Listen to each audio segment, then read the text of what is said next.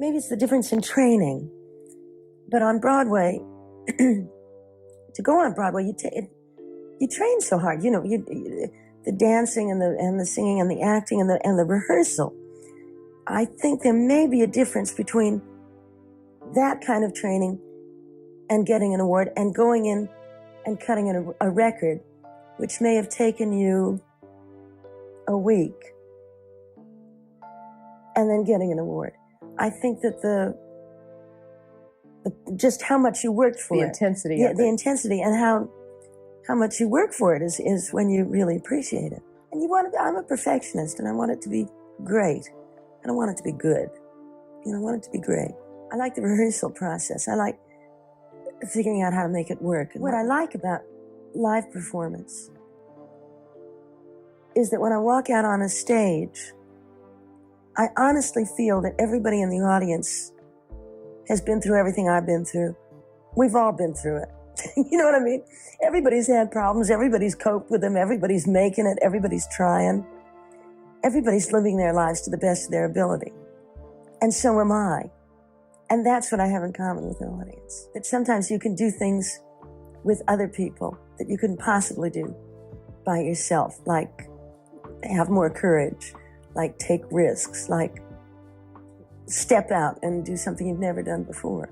Well, you know, the limitations that society can put on you are just baloney.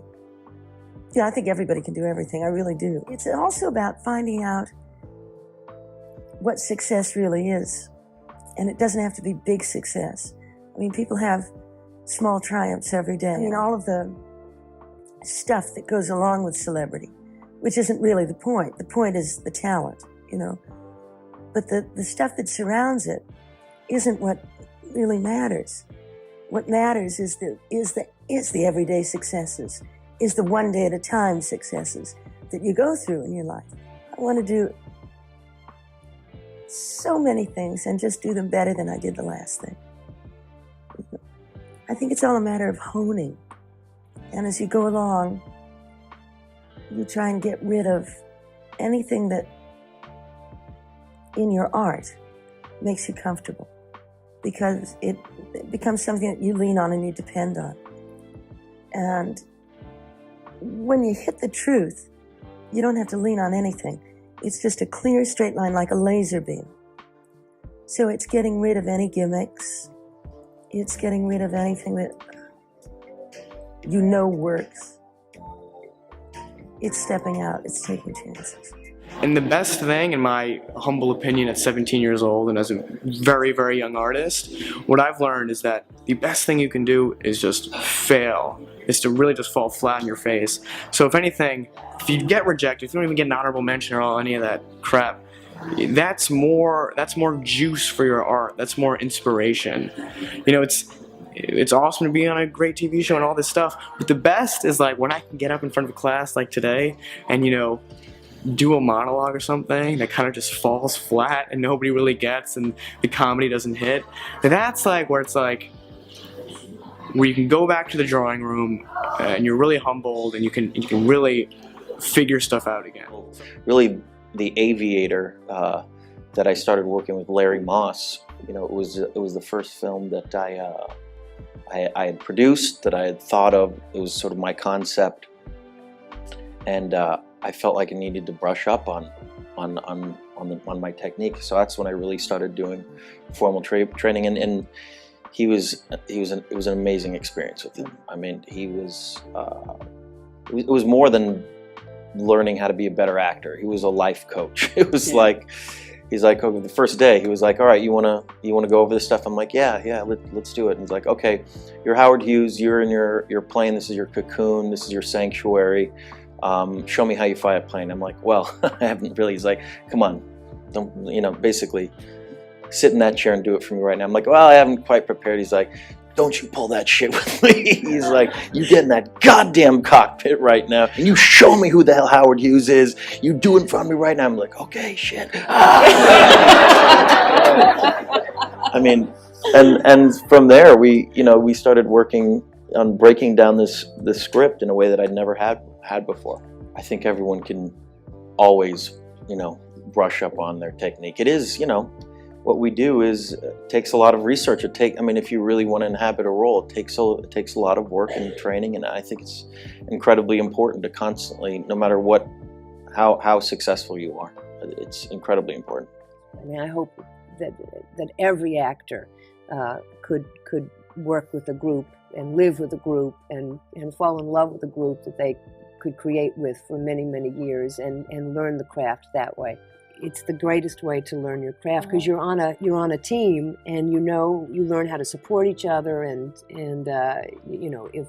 also in a regional theater, if a show doesn't go so well, in a few weeks you can pack that one away and start something fresh, and so it's a great place to learn. I believe that of course, I mean, because theater companies around this country depend so much now on corporations and private funding, and as the economy fizzles now, and who knows what's going to come next with the economy, we all worry that is now going to dry up for our wonderful institutions that hire so many people around this country. But the thing is, theater will not die. People just won't necessarily be able to eat while they do it, but it will continue to happen in the street and in church basements and in gymnasiums and wherever people have to express themselves. But it sure would be wonderful if we could get some support from the government. But I do understand it's a democracy, but it's our puritanical roots. I mean, the reason why Shakespeare's lasted for over 400 years is because people have approached something in a different way, in their interpretation and the director's interpretation of something. So if all of us were asked to do one small line or paragraph or piece of something, we would all do it differently. We'd all do it slightly differently. And that's why they've lasted. And that's the only thing you can do. You can only prepare it like you have a huge, as if you have blank pages, and you have to just absolutely look and decide what your director, of course, does. But between you and the other actors and who you're acting with, you come to a conclusion about something. Your interpretation of anger, or greed, or envy, or jealousy, or love, or whatever. And we would all, if we were all to interpret those words, we would all interpret them in a different way, and our attitude to them is all different because we come from different, angles. And so a group of people doing something, one group of people, we split everybody up, would be totally different from another one because of different things, like because of experience and your attitude, not only to your own character but to the others. That's why ever so slightly in the theatre something will slightly change, because you'll be given another inflection maybe one night.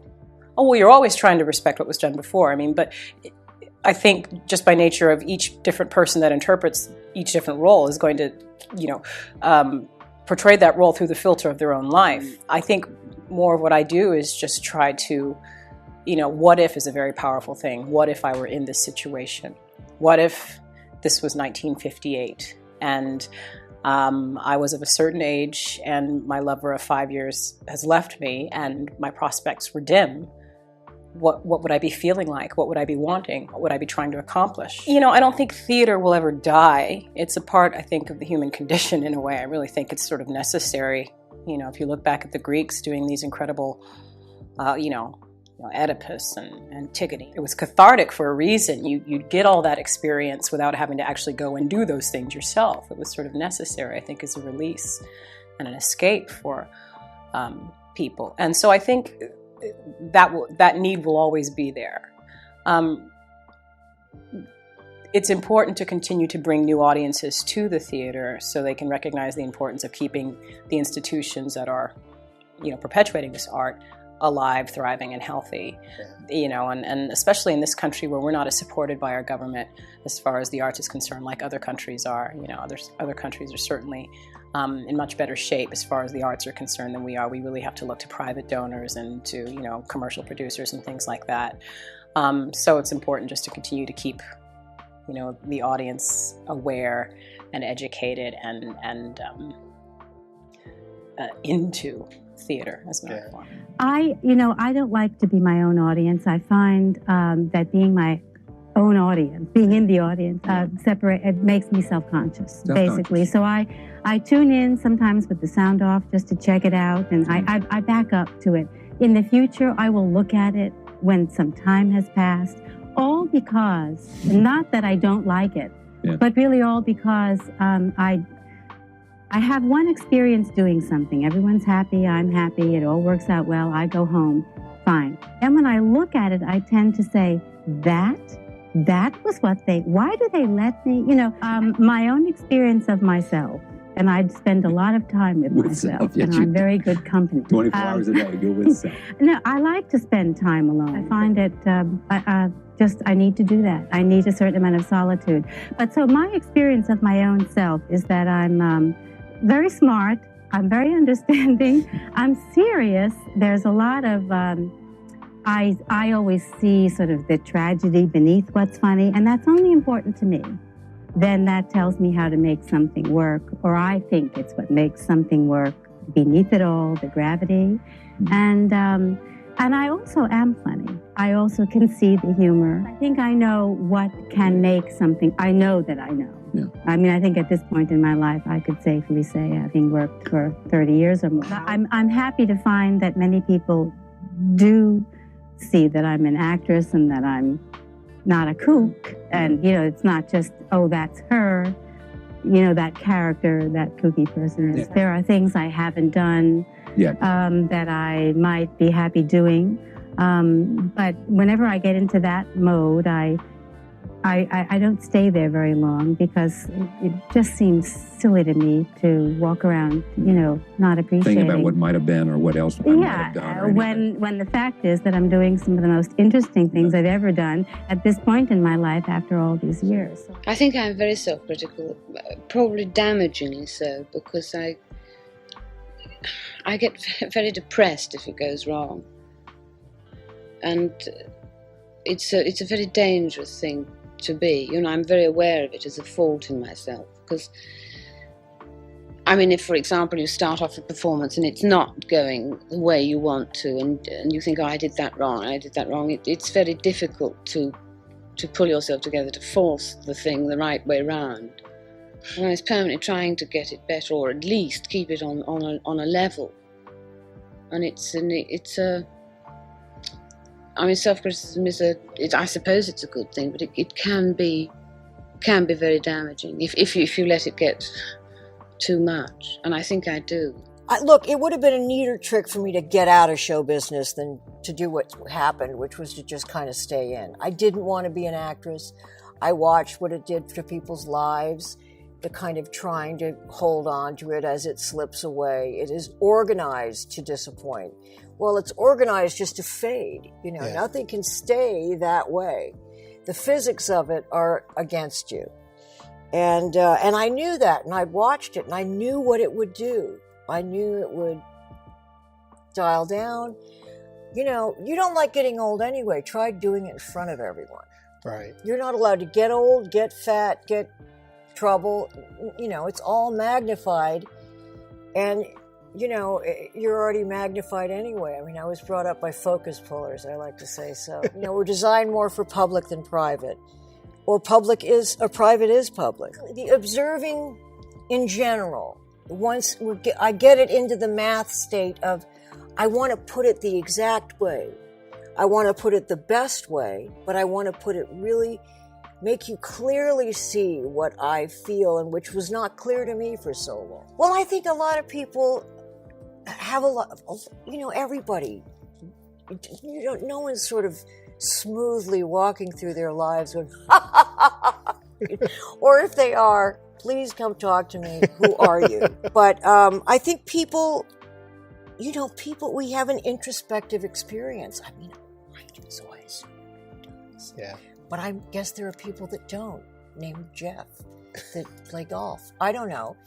But I just think we're all more alike each other than not. Or certainly, you know, there's a tribe of people, and I think it's comfortable to be able to relate to people, especially on issues that you don't often talk about, because that's the way our culture has been organized. Well, let me tell you something.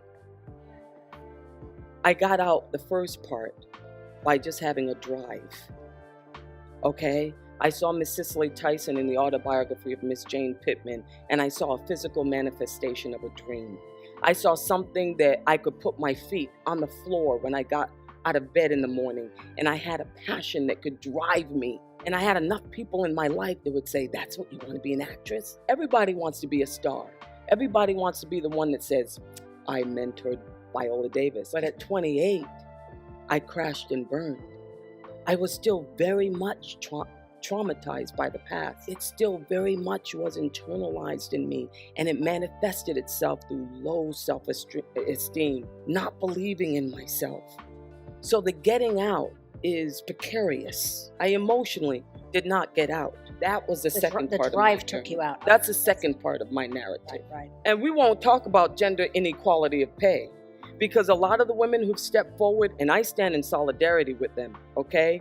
What they're getting paid, which is half of what a man is getting paid, well, we get probably a tenth of what a Caucasian woman gets.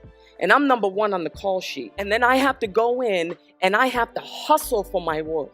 That's what I feel like I'm doing. Listen, I have more than a 30-year professional career. I had a friend who said, yeah, but Viola, your career is better than my career. I said, yeah, but you can't compare me to you. Because once again, I got the Oscar, I got the Emmy, I got the 2 Tonys. I've done Broadway, I've done off-Broadway, I've done TV, I've done film, I've done all of it. I have a career that's probably comparable to Meryl Streep, Julianne Moore, Sigourney Weaver. They all came out of Yale. They came out of Juilliard. They came out of NYU. They had the same path as me, and yet I am nowhere near them. Not as far as money, not as far as job opportunities, nowhere close to it. And I have fabulous agents, by the way. They are getting it. But I have to get on that phone and people say, you're a black Meryl Streep. We love you. There is no one like you. And if there's no one like me, you think I'm that, you pay me what I'm worth. You give me what I'm worth. And even in terms of roles, because when I delve into a role, I want something complicated too. I do. Just like building the most unbelievable structure. A sculptor wants to build the most unbelievable building. That's how I feel. That's what I do as a human being, as an artist. I want to build the most complicated human being.